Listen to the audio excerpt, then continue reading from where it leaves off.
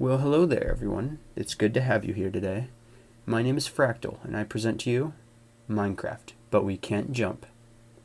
Now, I can already sense the anticipation, but also the lingering doubts.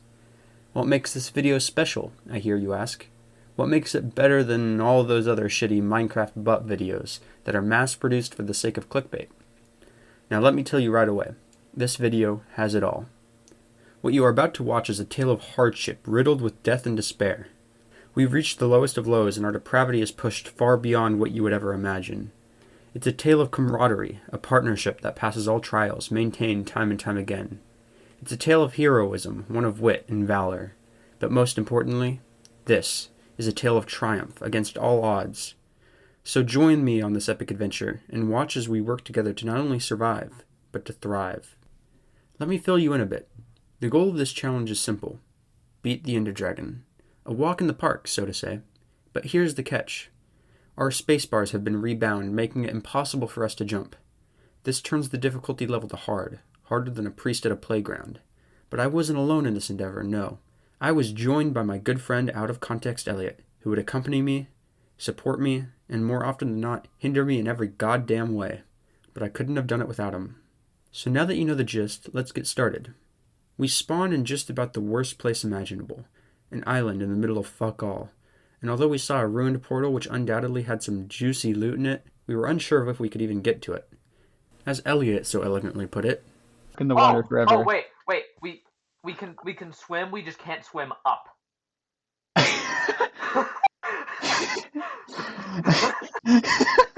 But not to worry, we actually could swim. We just had to look to the sky, straining our pointy noses, hoping for them to barely breach the surface and gulp down the wonderful salty air. Needless to say, we were off to a bad start. But with the ruined portal and nearby shipwreck, we were pretty much set. I was feeling good, and so, in an act of stupidity, I swam towards a creeper, ready to kill. But this time, my pointy little nose could not breach the frothy surface, and it was only due to Elliot's valiant efforts that I managed to survive. We realized pretty damn quickly that if we wanted to progress at all, we'd need to find a place with trees. And so, we swam. It wasn't long before I came to an island where a luxurious oak awaited me. As I began to chop it down, I thought to myself, nothing can go wrong now. This was the moment when I could feel the challenge finally getting underway. Shivers ran down my spine. Nothing could stop me now. Nothing could... And just like that, a zombie started trying to kill me. I flailed my fists, trying my best to keep him away. I could kill him. I would do it for the tree, but more importantly, for the mission. Unfortunately, a skeleton decided to join the onslaught, and I was outmatched. Unable to jump, unable to run, boxed in, I barely managed to kill the zombie and tried to escape. But it was too late. I was brutally murdered in a hit and run. The suspect was never found. Luckily, it only took me a few minutes to get back, and we were on our way. Now, looking back at this part from the future, I can only see myself as an idiot here. You see, in my small, smooth brain, I thought that the best way to ascend the treacherous cliffs that stood in front of me and Elliot were ladders. Now, I know you aren't too fond of math if you're watching YouTube, much less my content, but bear with me here. To make 3 ladders, you need 6 sticks. 4 sticks are made of 2 planks, so essentially 3 planks equals 3 ladders. But if we had instead used slabs, 3 planks can be converted to 6 slabs, effectively doubling the efficiency of our wood use. So when you see me here crafting my hundreds of planks into sticks, and then converting these thousands of sticks into ladders, what you are watching is me metaphorically ramming both myself and Elliot up the asshole. Luckily, as you're about to see, Elliot doesn't need me to fuck him from behind. He's already capable of doing it himself. Alright, I dare you to look at that Enderman. Bet.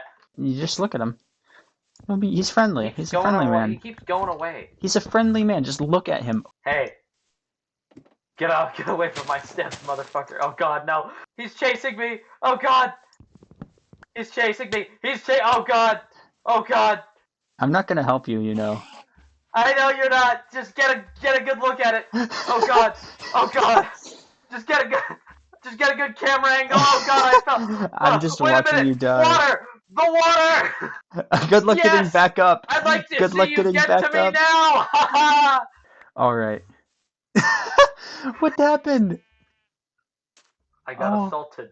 Now, this may seem like it's dragging on for a while, but these early game preparations took a long time, and there are so many moments where me or Elliot act like idiots and almost get killed. For instance, when I try to swim while on low hunger and almost drown. Wait, maybe I can. Oh, I see your name tag. There we go.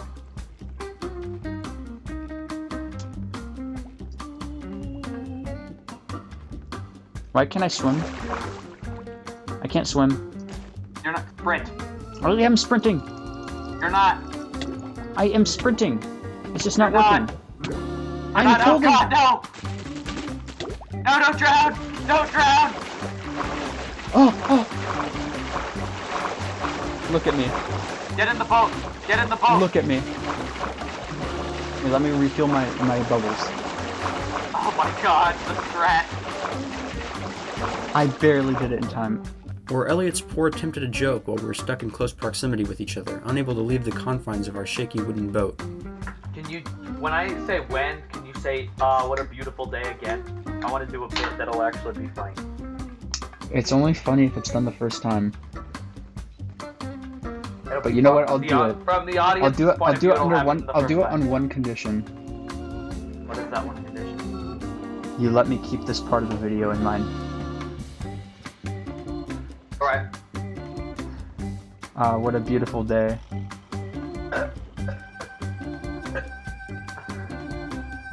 I was gonna burp, that was the joke. That is your joke. That's your joke? I thought you were actually gonna like come up with like a one-liner or something like, "Oh, it's night." Because it's already night by the time we get to this bit. You've taken so long to say the joke that it's already night.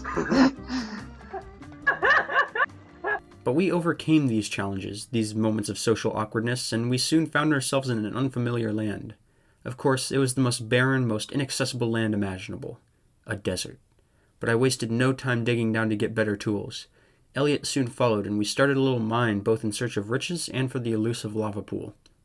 It wasn't long before we found a glimmer of sparkling blue amidst the stone and deep slate. How much did you get?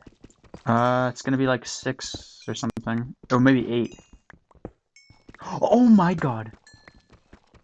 This just keeps You're going. welcome. 9. You're welcome. 9. 9? Well, It's that's more than like... one vein.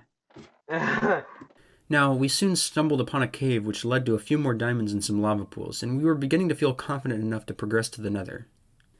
Now, this is the part where I fail at making a portal 2 times in a row. Our bonds had never been tested like this before. I could feel our friendship breaking. Oh. Okay, here we go. Dang it. No.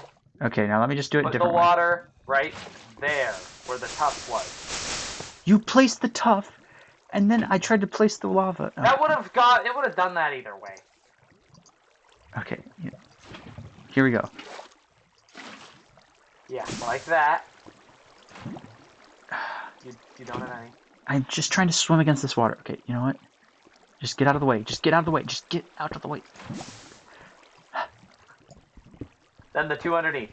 Yes, I know the 2 under... Okay.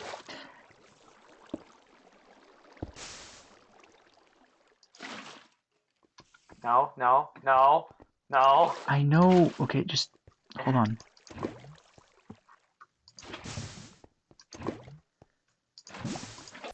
But we pushed through, and it must be true what they say about the third time being the charm. Now, I valiantly volunteered to explore the nether while Elliot got a bit more gear for himself. At this point, we were both pretty confident. An hour in, and we were already at the nether. It wasn't long ago that we contemplated if we'd even arrive, but here we were, ready to find a fortress, destroy armies of blazes, armed with our stacks of obsolete ladders and stripped of our ability to axe crit. We could tackle anything that came our way. Yes, I think you can. Oh, I did it! I did it! And then I almost died by falling into a ravine and only barely managed to save myself with a ladder. All confidence I once had was gone. As I looked around the fiery nether wastes and saw the hordes of the horrid pig creatures, I knew I would have to get myself gold armor. I started mining everything I could, each piece of gold I could get my hands on. But this attracted unwanted attention. I scrambled. My running led me down a narrow hole and towards the basalt delta. This would be our weakness. How would we ever conquer the twisting, towering pillars of basalt, the infamous lava pools that we couldn't even swim out of, the gas and magma cubes which spawn in bulk? I turned around, hoping to go back the way I came. But it was too late. The piglin closed in on me. I tried to escape, frantically pressing the jump key to no avail. I switched to my god-awful ladders and tried to slowly climb out of the hole I had ran into. If only I had crafted slabs, I thought as I put one hand above the other, pulling myself to freedom as fast as I could. But I didn't. I had crafted ladders. And that would be the death of me. You would think that this would be the wake-up call for me to start using slabs, but no. All I could think about was returning from the spawn island I had found myself on. This task was seeming fruitless now. All of the armor I'd collected, the diamonds, the tools, the gold, it was all despawning in the nether, and I would have no chance of getting back to it. Elliot met his demise not long after. It was a long journey back, and on the way we considered giving up, throwing away the challenge, deeming it impossible, but we chose to continue. This would not be the last time we faced such a mental barricade. It took nearly 10 minutes, but when I returned I was greeted with the sound of Elliot's muffled screams. "Fractal!" he screamed. "Help!" He was stuck. For the 20 minutes while I had been gone in the nether and after death, he had been stuck in a hole. I donned a cape. Looking much like a comic book hero, I came to save the day. Don't worry, we can solve this. Look at this. This is easy to solve.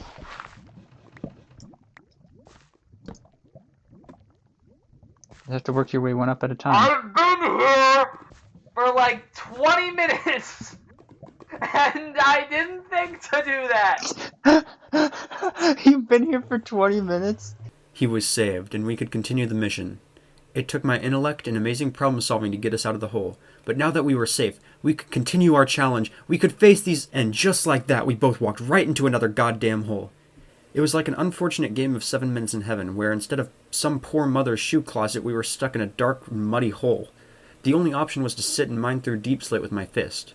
But as the block broke and I managed to get my hand on a sacred and crucial ladder, it became clear. The plan was never going to work.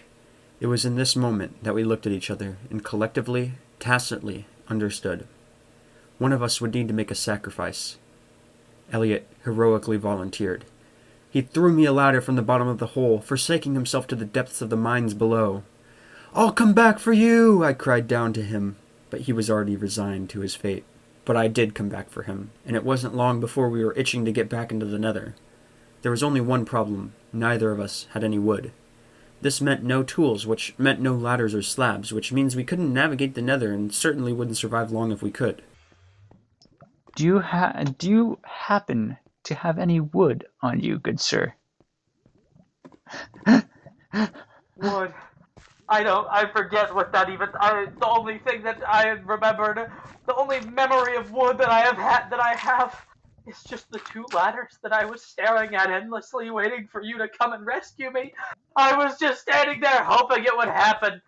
Do you think we can find a mine shaft? And just like that, we rounded a corner and found a mine shaft. I shit you not, we did not know there was a mine shaft that way. Little did we know then, but this mine shaft, along with the nether waste, would be our homes for the next few hours. It may have been dark and uncomfortable, but spirits were high. I learned today that supposedly the minions are in a gay relationship. I went downstairs to the sound of my mom laughing at the top of her lungs. Turns out she was scrolling through Facebook like she always does. You know, she's a mom. Looking at her minion memes. I'm not even joking. I don't even know if this was like a J.K. Rowling scenario where the creators are like, yeah, they were gay the whole time. But it turns out that they actually are like polyamorous and gay. It's like a gay tribe, and they do like these gay rituals. I like how you're not even leaving to go to the bathroom or whatever you're doing. No, I want to hear this. You're just defeating the purpose of me doing this. So, when they scream banana, they're not screaming about bananas. You know what they're screaming about. They're really after each other's yellow dicks. They're tiny little minion dicks. They're 2 inches long. Perfect. Oh my god. We finally grinded our way up again, battling the mobs that spawned and mining all of the wood we could. We got stone, then iron, then fully kitted ourselves out, and after all this effort we were ready for expedition number 2. We would face the nether again. And this time, we would win. Damn it. You already died? I didn't have food. I was out of sprint. On the bit where we were supposed to ladder clutch, I fell to my death. Yeah, I kind of inferred that. But this wouldn't set us back. We were ready for attempt number 3, and this would be the time we would come out victorious. We made it past the treacherous ladder clutch site where Elliot had just died. We traversed our way to the Delta of Doom, our stuff having despawned from our original trek. And there it was, a fortress buried between the rocky black pillars of agony that are the basalt.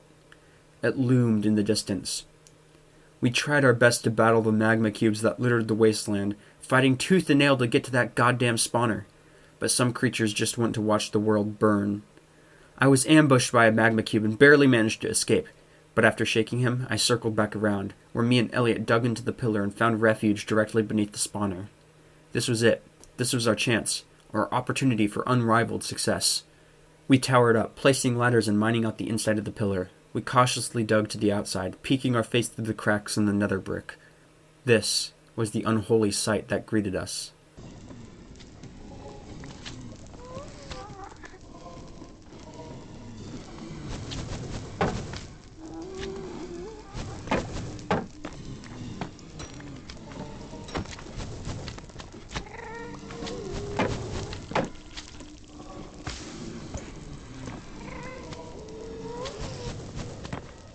You see, we had been so focused on saving our own lives, we forgot that the entire time we were standing there, the blazes had been spawning above us.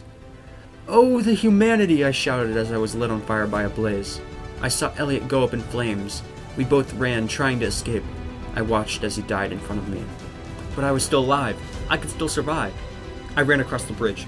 I took a sharp left, tried my best to hide from the blazes. But as soon as I rounded the corner, I was met with another spawner. I tried to escape, but it was too late. Nothing could be done. We still thirsted for revenge, so we spent another 45 minutes grinding our gear again, stripping the mineshaft of its wood, gathering as much iron as we could, getting ourselves prepared. It was strange to me that for all of this preparation we never thought of two things: using slabs or trading for fire resistance potions. But it matters not. After grinding long and hard, we were ready to mount our third main expedition into the Nether. As we gave each other one last greeting by the portal, we slipped to the other side, unsure of what would await us. God damn it, we had just entered the Nether and we were already getting poisoned by a witch. Could this go any worse? We had no choice but to kill ourselves to reset our health and hunger. This was turning into an utter disaster. Now, this video is getting long, and watching us die over and over again in the Nether is getting pretty boring, so let me cut to the chase. At this point, we are 3 hours into this challenge. We are ready to be done. It is almost midnight where we live, and this experience has been one of the worst of our lives. And despite all of this, we persevere. However, some things could not be bested. One such challenge was the lack of food we had. For all of our preparation, we didn't bring a single morsel of food. Although we may have made it back to the fortress again, me and Elliot were both pushed down to one heart.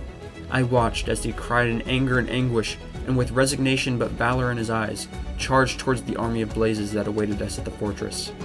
In that moment, I didn't see out of context Elliot. No. I saw Captain America facing Thanos' entire army.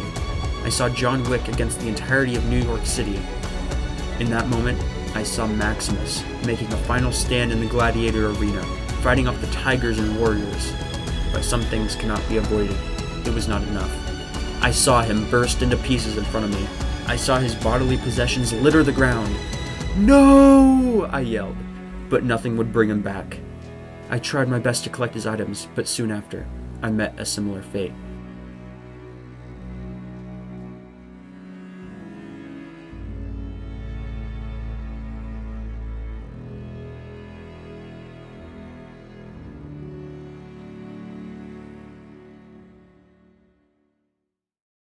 Me and my boy were tired at this point. We had died dozens of times in the Nether, over and over again, painful experience atop painful experience. We still couldn't wrap our minds around the usefulness of slabs and fire resistance potions, and we couldn't comprehend any other way to accomplish our task than what we were currently doing, despite the fact that it clearly wasn't working. We were both done, and so we decided to quit. This challenge simply wasn't possible. At least that's what I would say if we were lesser men, but no, you are looking at two male specimens, two marvels of the human race, carved from marble like sculpture of Adonis. But despite all my self-flattery, we couldn't take any more today. We decided to head to bed. It was midnight, and we could attack this another day with fresh eyes and a fresh mind. Now, I'm going to let you in on a little secret, so lean in close. You will not believe what happens in part 2. Trust me, you will want to know exactly when it comes out. The moment it comes up on YouTube, You will want to be there, ready to watch, ready to slam your hard throbbing shaft into the like button. I have an easy way for you. It's called subscribing. Ever heard of it? I didn't think so. Now just press the button next to my name and click the bell to get notified when I release a new video. What's that? You already have? Of course you have. I knew you were intelligent when I first saw you. Or if you're the type who's not so easily bought, let me fill you in on what you can expect. In Part 2, you can count on action, genius plays and clutches on a level never before seen, triumph over the blazes which haunted us in this round, and a long overdue realization that slabs are twice as efficient and a million times easier to climb than ladders, along with an infight which will leave you on the edge of your seat. Do not miss it. And with that, I bid you farewell. Thank you everyone who stepped through this clusterfuck of a first video. I really appreciate you, truly, from the bottom of my heart. Goodbye.